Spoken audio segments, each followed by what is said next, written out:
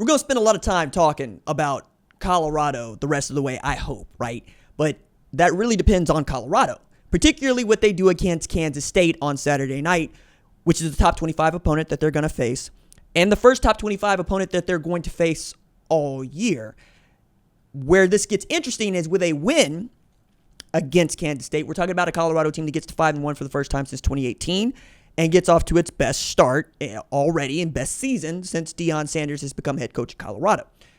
However, what is worrisome if you are a Colorado fan is what happens to Shedeur Sanders if Kansas State can do for him or do to him what Nebraska was able to do, right? Nebraska had a very interesting game plan that I would like to see more teams try to implement when you're trying to slow down Colorado's offense, because Colorado's offense is the straw stirring the drink. They're decent on defense. They're not great.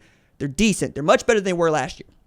And when you have Travis Hunter, you have a shot to be excellent no matter what coverage or play call you want to be in, whether he's playing wide receiver or corner. That said, what I thought was interesting is what Joe Klanderman had to say about the defensive scheme that he probably is going to employ against Shedeur Sanders in Colorado. First, he acknowledges what most people will tell you. He is one of the better quarterbacks in all of college football.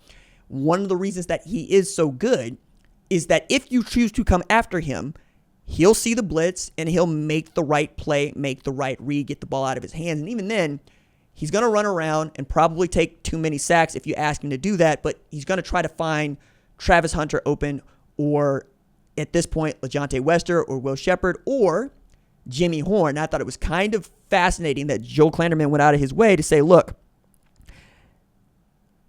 if you want to try to focus on taking Travis Hunter away, Jimmy Horn's going to get crazy, right? And that's 5 is legitimately awesome out there too. The wide receiver core we know is pretty outstanding.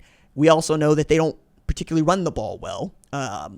They run it better than they did last year, but that's not saying much because they didn't really run the ball at all last year. Most of it was Shedeur Sanders and Colorado going to Travis Hunter when they got to have it, right? And I still think that's mostly true.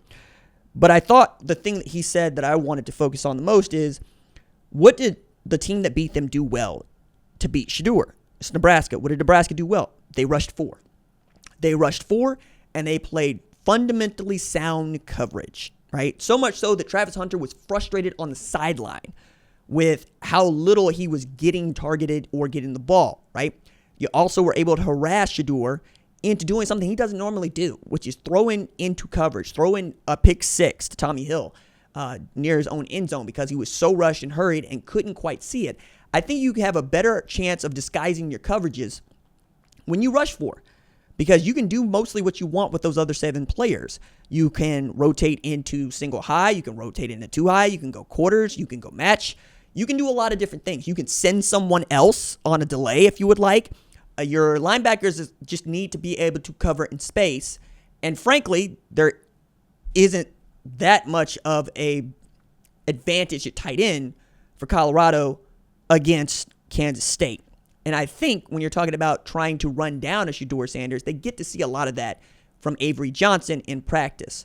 I think Avery Johnson is a better mobile quarterback than Shedeur Sanders, but that's not really saying much because that's basically his game. His game is, I'm going to try to force the ball down the field, but if I don't see it, I'm just going to take off and go. Shedeur is going to try to run around to try to make a play, right? He's going to try to get rid of the football and throw it. I think if you can frustrate Shedeur by simply blanketing his first 2 options and then making LeJontay Wester or Will Shepherd beat you, I think both programs would take that. I think that's a one-on-one that you like. I think if you're Klanderman, you think that you can build a defense that is capable of dealing with Will Shepherd and LeJontay Wester. It's Travis Hunter and Jimmy Horn that you really got to worry about. And if you have a Shedeur Sanders who's going for 3 bills, the likelihood of them winning that just continues to go up. As a matter of fact, the way that I would look at this is, once Shedeur Sanders closes in on 300 yards passing, cancel Christmas. Once Colorado gets to 30 points, cancel Christmas. I think the higher the score gets, the more Colorado is likely to win any football game they play. It feels a lot like a bargain basement Alabama right now, right? With Jalen Milroe and what he's able to do and how they're able to basically make it happen there. They have a better run game, but they're certainly going to try to throw the ball down the field and stretch you vertically. they're going to try to outscore you. Their defense is not good enough to stay in front of top 10 offenses. Not to say that Kansas State has a top 10 offense, but I think you get my point. They're explosive. Last time they went out, Avery Johnson had 319 total yards, 5 TDs, right? They can run the ball really well. DJ Giddens went for 183 or 187 against Oklahoma State. And then you got Dylan Edwards, who is capable of running one back and will absolutely relish the opportunity to do that at Folsom wearing a Kansas State jersey. I think this is a much more even game than a lot of people would like to have you believe. I also think that it's going to be won and lost by Travis Hunter, meaning that if Travis goes for 120 yards on 9 catches with 2 TDs, Colorado probably won that football game. If you can keep Travis Hunter out of the end zone and you're Kansas State, you probably won that football game. So as much as I know that Joe Klanderman does not want to necessarily just focus on Travis Hunter, you might need to start there and then make Jimmy Horn prove to you he can beat you in the middle of the game, and then see if you can't take him away a little bit later or speed up Shedeur or what have you, because the way the game is going to unfold is also going to dictate what you're doing in your second half adjustments, and that's when you can really start winning football games, is who can make adjustments at halftime that need to be made to put your team in the best position to win. Because one of the things that I've been focusing on this year is points off turnover and what teams are doing in the second half. So points off turnover this year are worth about 3.4 points per takeaway. That is to say that every time you take the ball away does not mean you score. And more than that, every time you take the ball away does not mean you get 6. So takeaways matter, but not to the degree that scoring on your possessions do. Next thing that I would point you to is who's able to do something in the second half, right? Georgia was out of the game against Alabama, down 28-0 in the first half, and they come back and they take the lead in the second half. Minnesota scored 21 unanswered against Michigan and then got robbed out of a chance to win the game with a crappy call on an onside kick, right? Minnesota also was trailing 7 to USC. They score 14 to go get a win. What can you do in the second half of the ball game that is going to influence winning? I think we're going to find out a lot about Pat Shurmur and a lot about Robert Livingston, but more than that, we're going to find out a bunch about what Joe Klanderman can do against that defense and what they can do on the sideline to try to get Avery Johnson either off his spot and running east and west rather than north and south if you're Robert Livingston, but also just take away his number one option.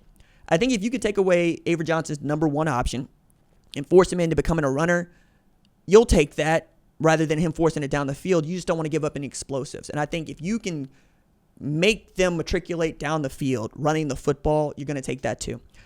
There are those that are going to pick Kansas State in this game, pick Colorado in this game.